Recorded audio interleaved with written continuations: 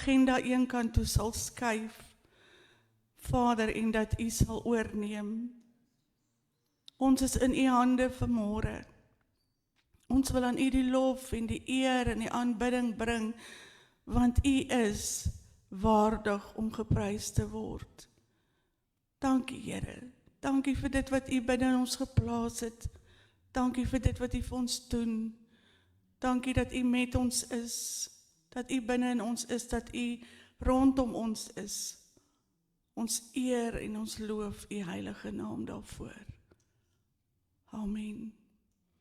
Julle kan maar sit. Ek gaan net so vinnig noem, ek weet van Dushka verjaar in die week, en ek dink sy verjaar die 31ste, en as ek dit nie mis het, die verjaar oom Louis ook. Volgende maand is dit nie Sondag nie? Wanneer is die eerste? Is dit nie die eerste nie? Nee, volgende week. Okay, oom Louis verjaar die eerste, maar ek dink dit is ook Sondag of Maandag. So, maar ja, skielik gesê, Triana is nou nie hier vanoggend nie, ons wag net vir Alistair om ons live te kry. Hou we aan. Thanks, Alistair. Welkom vir julle wat ons nog nie gesê het, welkom nie. Ek is dankbaar dat ek gister sommer so vinnig kon vir pastoor Richard, en ek is sommer so demekaar van Richard genoem en alles, en hy het ingestem om vanoggend ons die woord te bring met Rian wat buite aksie is, so baie dankie, soos die Here op jou hart lê. Dankie. Baie dankie. Dit is 'n voorreg om vanmôre saam met julle te wees. Dankie vir die geleentheid, en ek is dankbaar dat ons kan uithelp. Dis wat die Here ons geroep het om te doen. That's God called us to be a support to the body of Christ in the Helderberg Basin. So wherever there's an opportunity to help and to support and to minister to God's people, I'm happy to do that. So this morning is Pentecost Sunday, of course, as you know. And I think whenever we're on Pentecost Sunday, we have to talk about the Holy Spirit. Amen. And we have to talk about what it means to have an encounter. So my title this morning is A Holy Spirit Encounter. And the passage that's probably the most read on Pentecost Sunday is Acts chapter 2. So we're going to go there to Acts chapter 2 and just look at this scripture again. This is Acts chapter 2. The first couple of verses, it should be up on your screen, yeah, so you should be able to follow up on the screen at the back. When the day of Pentecost came, they were all together in one place. Some translations say they were together in one accord. Suddenly, a sound like the blowing of a violent wind came from heaven and filled the whole house where they were sitting. They saw what seemed to be tongues of fire that separated and came to rest on each of them. All of them were filled with the Holy Spirit and began to speak in other tongues as the Spirit enabled them. And so I'm sure we're all very familiar with this passage and the events on the day of Pentecost. And I'm sure many sermons on Pentecost Sunday will probably highlight these dramatic events, and they will preach on these powerful things that happened on the day of Pentecost, the violent wind, the tongues of fire, and how the disciples were filled with the Holy Spirit. But I think to really understand Acts chapter 2, you first have to read Acts chapter 1 also, because that provides the context, dat geef ons die konteks. Wanneer jy Handelinge 2 wil verstaan, moet jy Handelinge 1 ook lees. En jy moet die konteks verstaan waarin die dag van Pinkster plaasgevind het. So, we can only fully understand Acts chapter 2 when we read the context of chapter 1.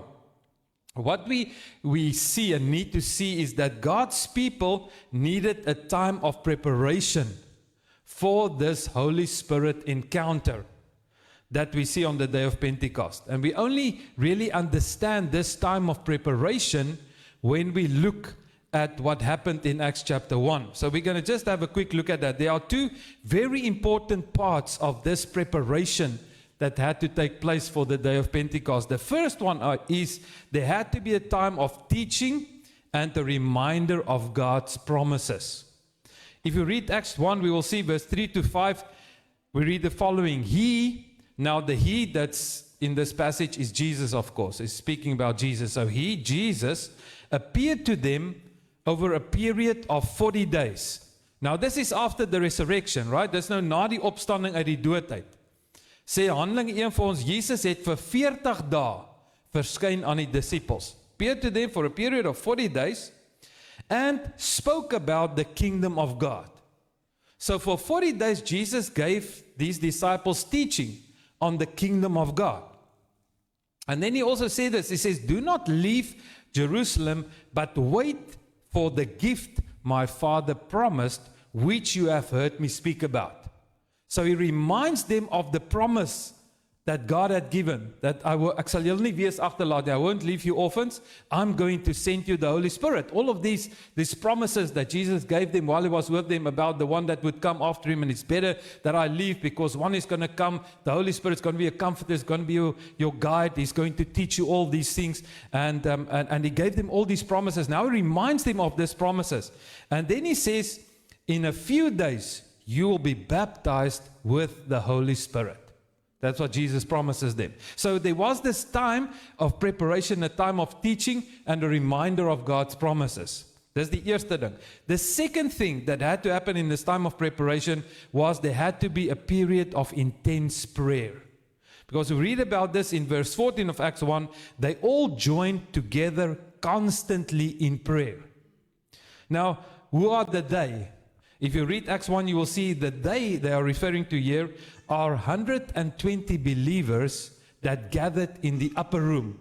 They talk about the upper room. There was this upper room in the house that they were living in, they were staying in, and they were together constantly in prayer, and it included the women also. They mentioned several women there that also were included in this.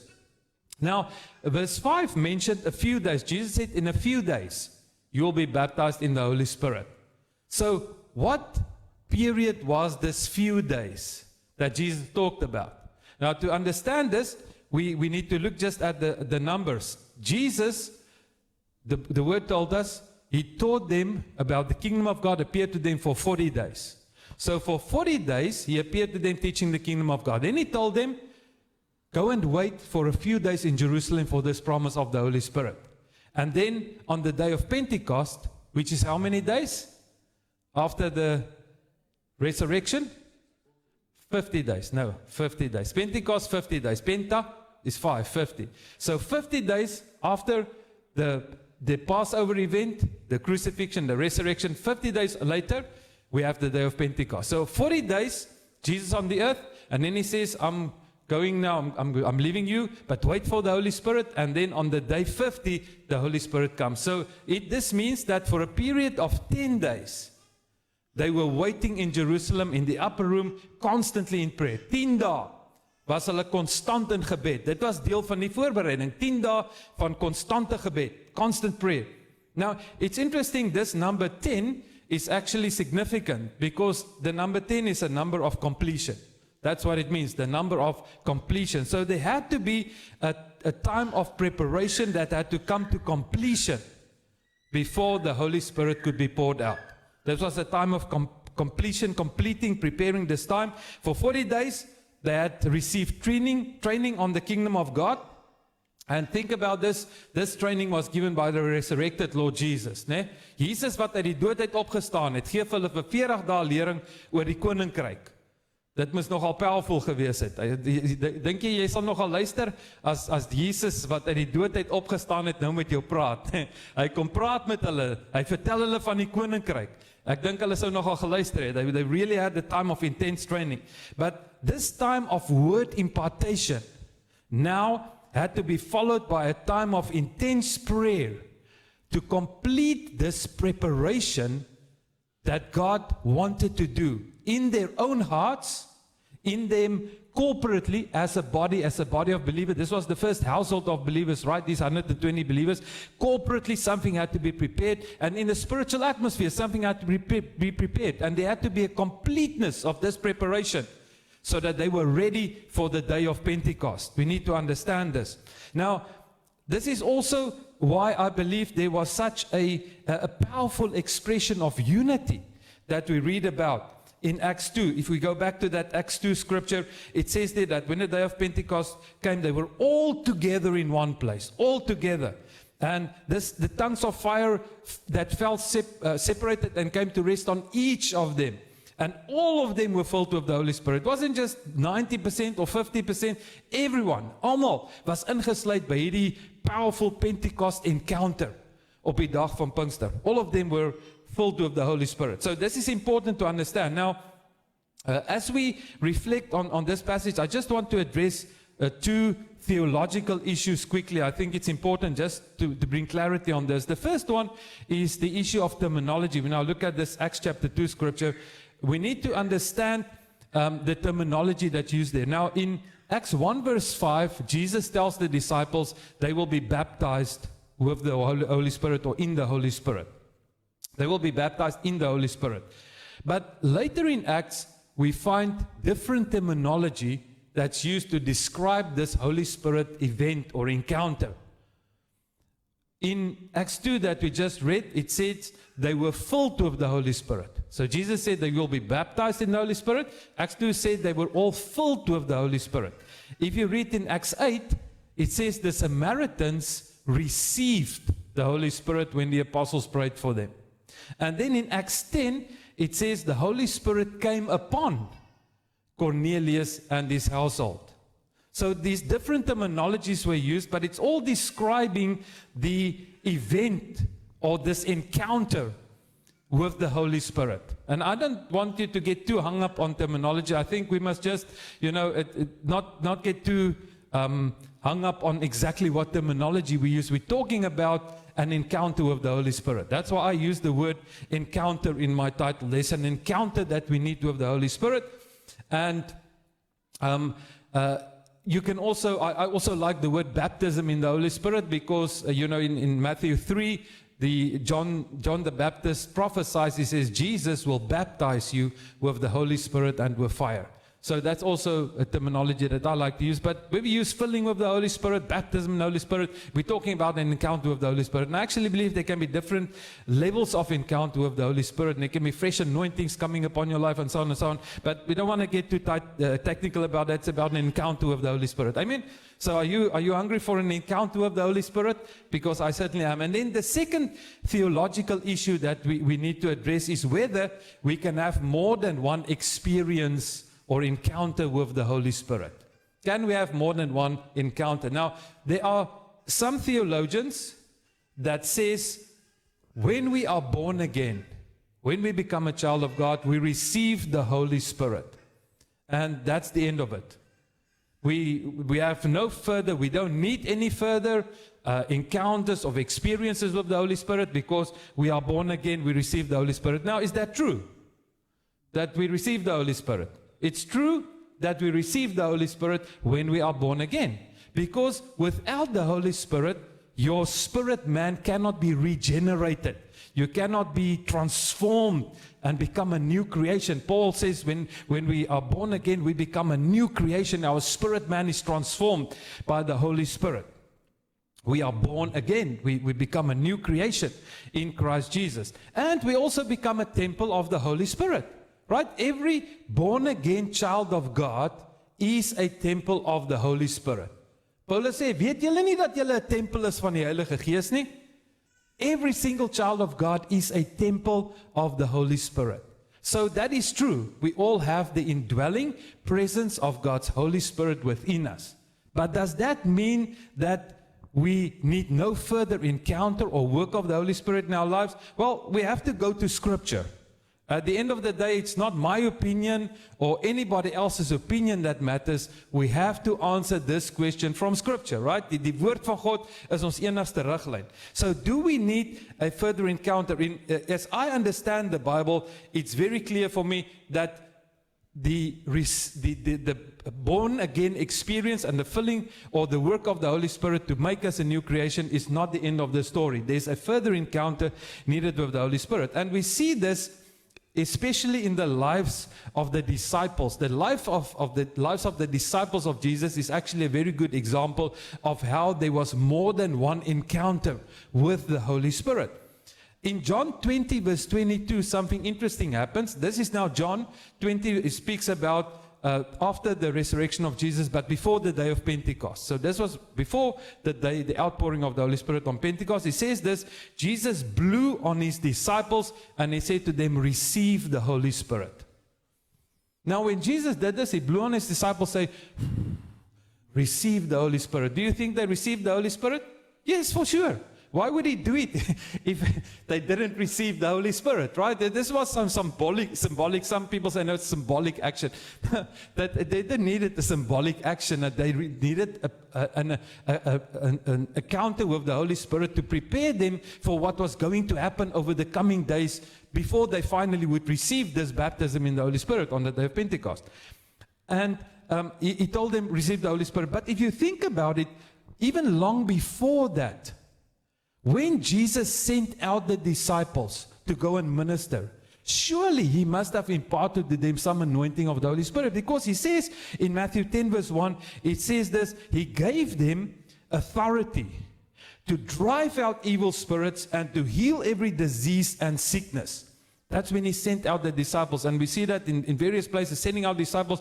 They reported, they came back, they said, yes, even the demons are subject to us in your name. So they were operating now. Even Jesus needed the anointing of the Holy Spirit to do that, to drive out the demons, to heal the sick. He needed the anointing of the Holy Spirit. In fact, he said, the Spirit of the Lord, when he started his ministry, the Spirit of the Lord is upon me, for he has anointed me to preach the good news, to deliver, to heal, to see the proclamation of God's good tidings to the world. So even Jesus needed the anointing of the Holy Spirit to do that. So he must have imparted that anointing of the Spirit to his disciples when he sent them out. So there they already had some level of encounter with the Holy Spirit.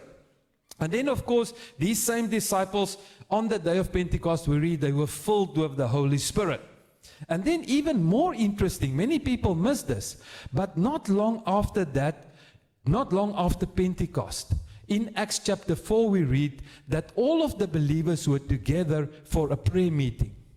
And while they were in this prayer meeting, the house was shaken. Baie mense weet dit nie. Nee, 'n soortgelyke ervaring as wat in Handelinge 2 was, gebeur in Handelinge 4. The house was shaken, and it says this, and all of them were filled with the Holy Spirit, and they spoke the word of God with boldness. So here was another encounter with the Holy Spirit. Now, we don't know all the names of the, disciples that were there, that it was the same people that was, in Acts 2, but at least two of them we know, and that's Peter and John. It's very clear from Acts 4, Peter and John was part of these believers that were filled again with the Holy Spirit. So the early disciples had multiple encounters with the Holy Spirit, with the anointing, the power of the Holy Spirit coming upon them. And I believe that this, and we also see it in other places in the book of Acts, that believers were prayed for to be filled. They're already believers, they're already being changed, transformed by the power of the Holy Spirit. They already have the indwelling of the Holy Spirit in them as the temple of the Holy Spirit. But they were prayed for by the apostles for the infilling, the baptism in the Holy Spirit. So for me, there's clear evidence in Scripture that we can have, and in fact we should have, more than one experience or encounter with the Holy Spirit. Okay, so that's just some theology behind it for you to understand. But let's get back to this Acts 2 scripture. So it says here in Acts chapter 2, they were all together in one place. Now, it's important for us to understand this all together that's being mentioned here is not just about natural location. They were together in one place. It's not just about a natural location, it's about a spiritual location. In other words, they were all on the same spiritual frequency. It's talking about the fact that they were united in purpose, united in revelation, and united in their expectancy because of what had transpired in Acts 1 with Jesus preparing them and this time in prayer. They were all together in one purpose. And the result is that there is a corporate baptism into purpose. Now, this is important to understand. There was a corporate baptism into purpose, each of them receiving the fire, all of them filled with the Holy Spirit, all of them speaking in tongues, and all of them evangelizing. All of them activated to evangelize. Now, this passage in Acts 2 doesn't clearly state that the 120 believers left the house where they were gathered. We see that they were in the house, they gathered in the house. Probably they were gathered in that upper room that, they were having this time of prayer. That's probably where they were gathered. They were gathered in the house, and then the Holy Spirit is poured out. We see these mighty events on the day of Pentecost, but it doesn't specifically tell us that the 120 believers left the house when they were filled with the Holy Spirit. But the context, if we read further in Acts chapter 2, we see that their speaking in tongues attracted a crowd of thousands of people. And then Peter stands up and he begins to preach to this crowd of people. So obviously, this happened outside of the house. I think by the context of what we read in Acts chapter 2, we can safely conclude that this happened outside of the house. So when they were baptized in the Holy Spirit, and they had this power encounter with the Holy Spirit and begin to speak in tongues, they must have dispersed. They must have gone outside into the streets. And then the crowd was attracted and came to see what was happening here. And Peter addressed them and spoke to them. So listen carefully. This is a very important truth I want us to see. And this is now where we begin to apply it now to the body of Christ and to every believer. Every spiritual household needs such a corporate baptism into purpose to effectively fulfill their specific mandate or purpose in God. Their specific mandate. There needs to be a corporate baptism in every household.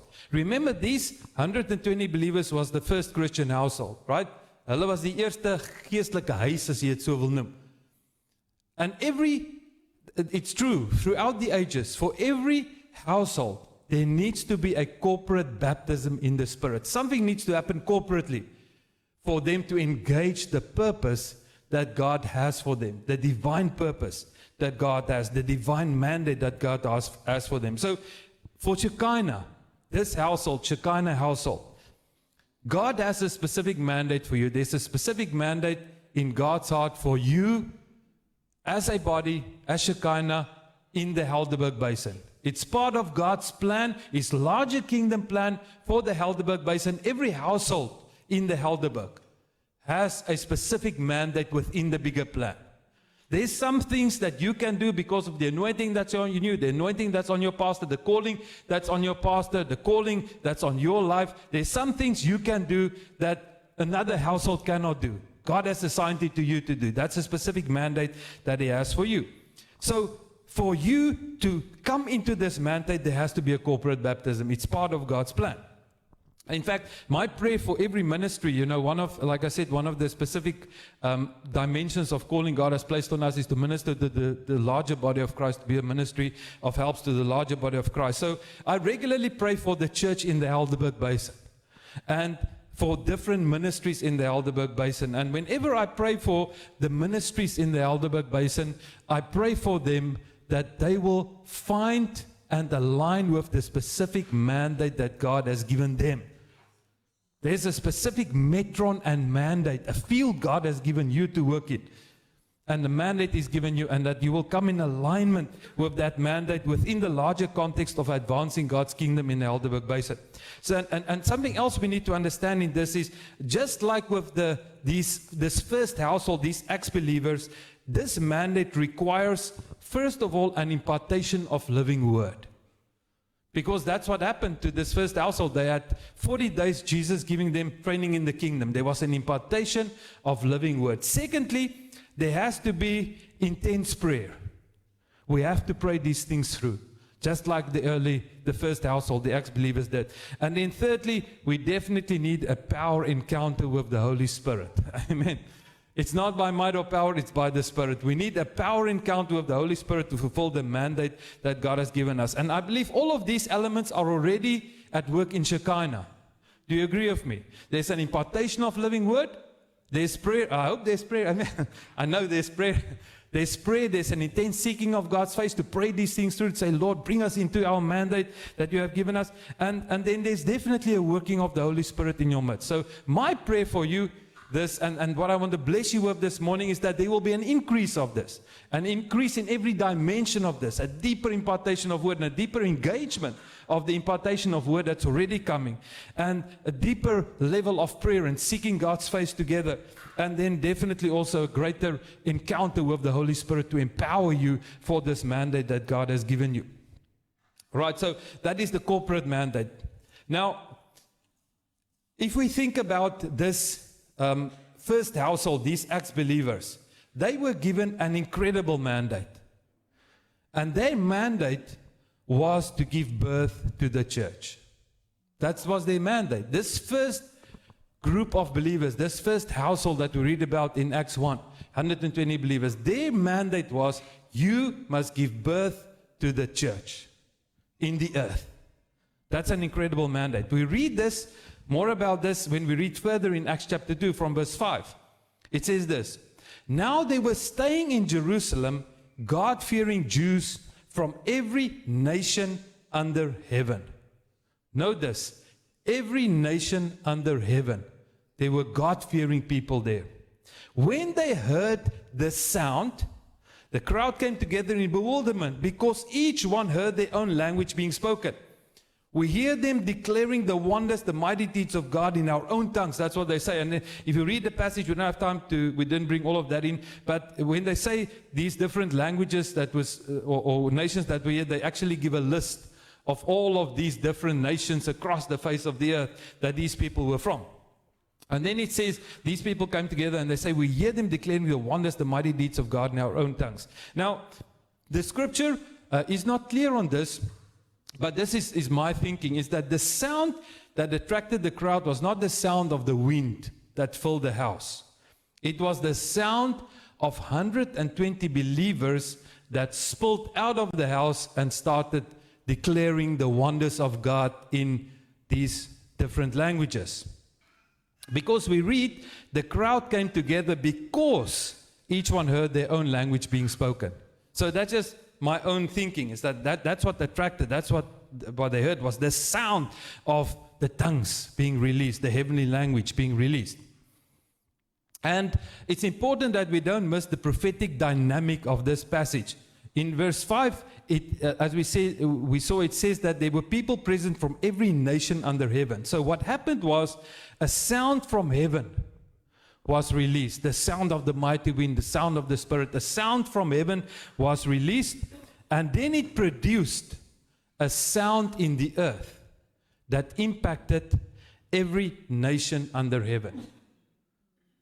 Just think about this prophetic dynamic of what happened here. A sound from heaven is released, and it impacted these people, and through them, that sound, a new sound, a sound of a heavenly language, was released in the earth, and it impacted every nation under heaven. And then Peter preaches the gospel. We read that 3,000 people responded to Peter's message. They get saved. And the church, now listen carefully to this, the church that was born on the day of Pentecost immediately represented all the nations of the earth. That church that was born on the day of Pentecost immediately represented every nation on earth. And that was always the heart of God, that every tongue and every tribe and every nation would come into the kingdom and would be before his throne, as we read also in the book of Revelation. So going back then to Acts 2 verse 5 and 6, 11 that we read, we see here also, and it's very interesting to note this, that the crowd heard them declaring the wonders or the mighty deeds of God in their own tongues. So the content of this declaration is very interesting. It was the mighty deeds of God that they heard. The wonders, some translations say wonders, some say the mighty deeds of God. Just a side note on this, that you might find interesting.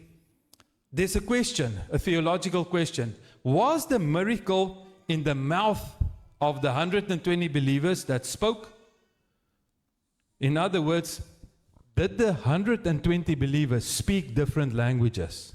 Or was the miracle in the ears of those who heard it, that were given supernatural interpretation of a heavenly language. So we don't know, but it's an interesting question. So in other words, did these 120 believers speak a heavenly language? They just spoke in the Spirit. And as they spoke in the Spirit, the Holy Spirit supernaturally touched people that were ready, people that were hungry, people that were listening, and translated in their own language. So it was an interpretation of the tongue that they received supernaturally, to hear the language in their own tongue. We don't know. It's in my personal opinion, I lean more towards that understanding that it was an interpretation of the heavenly language, because there was a sound, there was a corporate sound released of a heavenly language. And then they all heard their own languages being spoken. But it also says that some of them didn't. Some of them mocked the people and said, "Nee man, hulle is vol soetwyn. They are full of wine. They are drunk." So some of the people did not receive a supernatural interpretation of what was being said. They didn't hear the mighty deeds of God. They just heard that's all they heard. They just heard a heavenly language being spoken. But they didn't receive an interpretation. So that's just, it's my personal theology on that. You're welcome to have your own opinion. But what's important here is the content of the declaration, the wonders, the mighty deeds of God. Now, remember, listen to this. Remember that these were Jesus' disciples, right? These 120 people had walked with Jesus. They were his disciples. And the mightiest of all God's deeds in all of human history had just taken place. So I believe that these declarations that were coming forth on the day of Pentecost about the mighty deeds of God was the mighty deeds that God performed through the Word that became flesh, through the death and the resurrection of Jesus. They were talking about declaring what God had done through Jesus. That's what I believe. Because this was the mighty deeds of God that had just taken place. And all of these believers, this 120 believers, they were in spiritual unity. They were under the anointing of the Holy Spirit. And as they made these declarations, they created a prophetic sound. They released a prophetic sound in the spirit realm that shook the heavens. And the result was that 3,000 people's hearts were turned towards God. They came to repentance under the ministry of Peter, the ministry of the Word, and the church was born on the day of Pentecost. That's the powerful prophetic dimension of what happened there. We can also say that prophetic declarations of God's mighty deeds, listen to this, prophetic declarations of God's mighty deeds in every language of the world activated the birth of the church that would display these mighty deeds of God in every nation of the world. So the prophetic declaration became a prophetic manifestation across the face of the earth. Okay, now we slowly beginning to near the landing place, so stay with me now. So you may say, well, that's wonderful for the Acts church, but how does it apply to us? Well, first of all, the application we already mentioned is the corporate baptism of every household. The corporate baptism that's needed also for Shekinah, that's already happening, that you need to continue to grow in so that you can fulfill your divine mandate. But there's also a more individual application to this story that we're reading here. That's what's happening on the day of Pentecost. And we find that when we read further in Acts chapter 2 and we look at Peter's sermon where he explains to the crowd what they had just witnessed. Remember in Peter's sermon that now follows this event where the crowd was drawn together, he explains to them what had just happened here. And he tells the people, listen, these believers that you see here, they're not drunk. It's 9 o'clock in the morning. It's way too early to get drunk. Well, for most people anyway. But they said they're not drunk. But what you are seeing here is what was spoken of by the prophet Joel. And then he quotes from the prophet Joel in Acts 2 verse 17 and 18. And he says this is now what the prophet Joel says. He says, this is what you are seeing, what's happening here is what Joel spoke about. And this is what Joel says. He said, in the last days, God says, I will pour out my spirit on all people. Your sons and daughters will prophesy, your young men will see visions, your old men will dream dreams. Even on my servants, both men and women, I will pour out my spirit on those days, and they will prophesy. Now that's where we apply to every child of God. If the sons and the daughters prophesy, and if the men and the women all prophesy when the Holy Spirit is poured out. Is there anybody left that ain't prophesying? No. It means everyone. Everyone should prophesy. Because the sons and the daughters will prophesy, the men and the women will prophesy, and that means everyone. Everyone of God's people should tap into an anointing of prophecy. And that's where we need to understand. For me, this dynamic, this prophetic dynamic is about the declaration of God's mighty deeds and His will and purpose in the earth.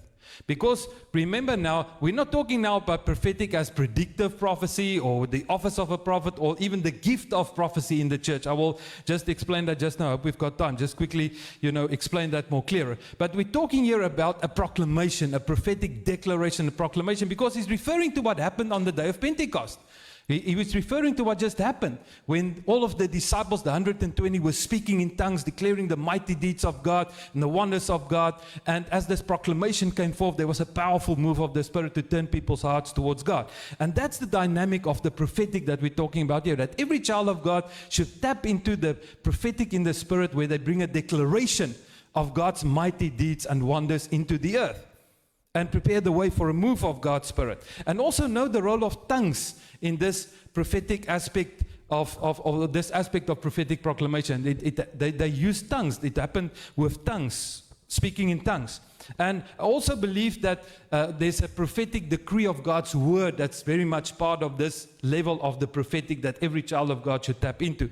Now, in my own life, I don't know if you've also experienced it, when I intercede for something, when I bring something before God's throne and I start praying in tongues over it, I can actually sense in the Spirit when there's a shift towards prophetic proclamation.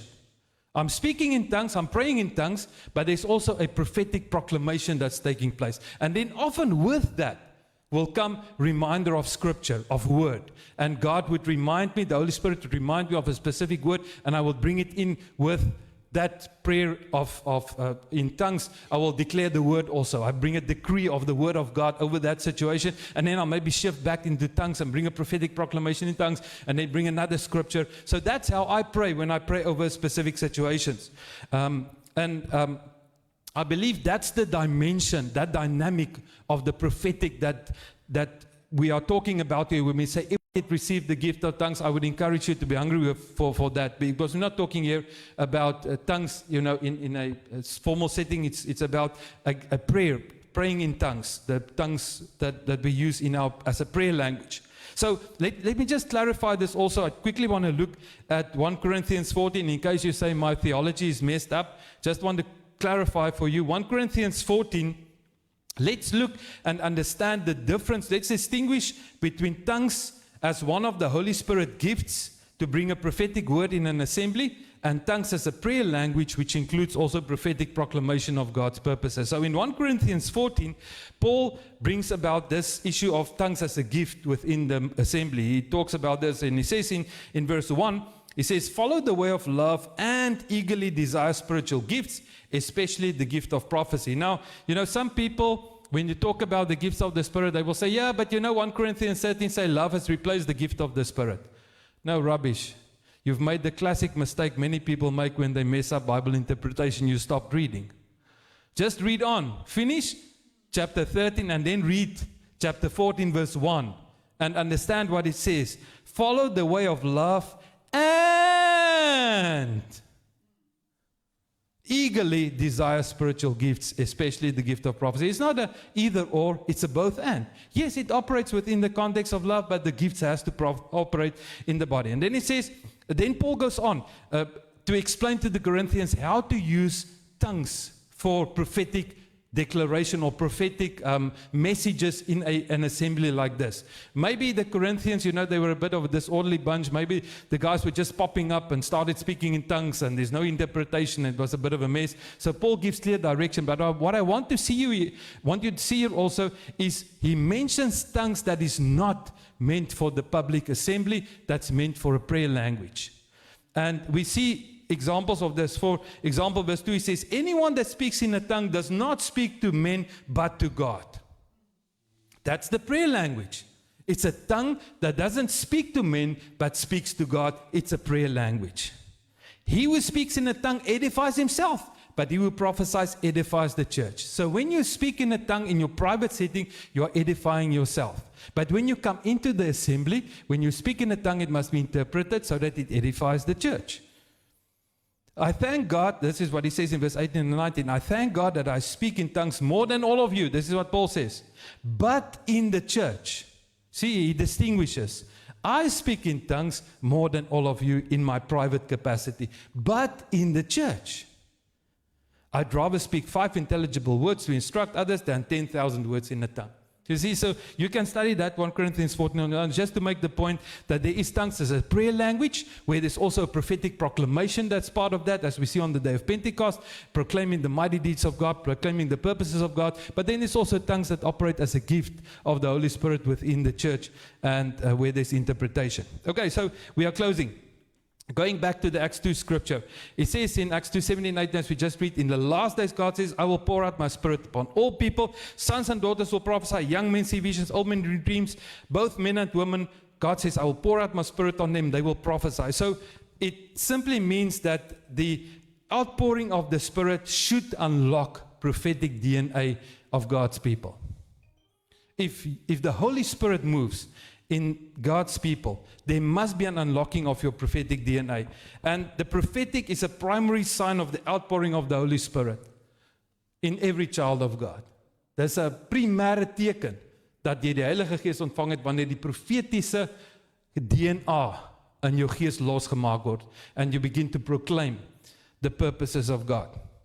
His will and His purpose. We're specifically referring now to a proclamation of God's will and purpose over every situation. As the Holy Spirit leads us, we're talking about placing decrees in the spirit realm through the Word of God, through prayer language, placing decrees in the spirit realm that changes things in the earth. That's what we're talking about. That's the prophetic dynamic that we see in the day of Pentecost, and that is available to every child of God. And I want to encourage you to move into that. So, can we pray the following prayer? Holy Spirit, use me to bring a prophetic declaration of God's will and purpose into the earth. And Lord, prepare me to fully participate in the fulfillment of your mandate for our household. Can we pray that? Well, I want you to stand. And we're going to pray that. Let's just pray that. Let's pray exactly that as it is on the screen. Let's pray that out loud.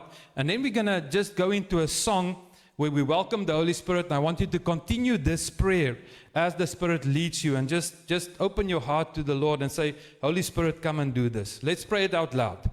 Holy Spirit, use me to bring a prophetic declaration of God's will and purpose into the earth. Lord, prepare me to fully participate in the fulfillment of your mandate for our household. Father, we pray this in Jesus' name. In Jesus' name. Let's sing this song. I think this is such a special song, Come Holy Spirit. And as we sing this song, let's just continue to pray this and say, Lord, come and do this in my heart. Come and do this in my life, Lord. Holy Spirit, come and work. Come, Holy Spirit. Yes, come, Holy Spirit. We welcome you. Yes, thank you, Holy Spirit.